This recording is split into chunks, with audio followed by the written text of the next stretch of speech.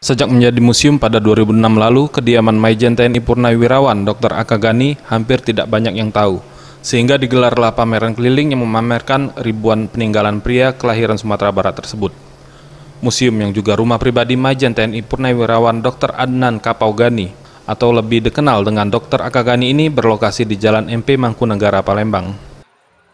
Saat memasuki kawasan museum, pengunjung akan disambut dengan mobil peninggalan Dr. Akagani, yakni Jeep jenis Jungle Jane.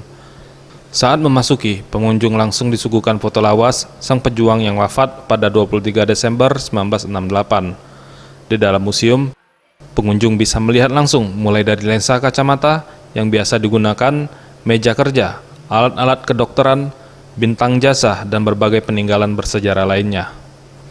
Kepala UPTD Museum Negeri Sumsel Balaputra Dewa, Chandra Apriyadi, mengatakan pihaknya sudah sejak 3 tahun lalu revitalisasi Museum Akagani harusnya dilakukan.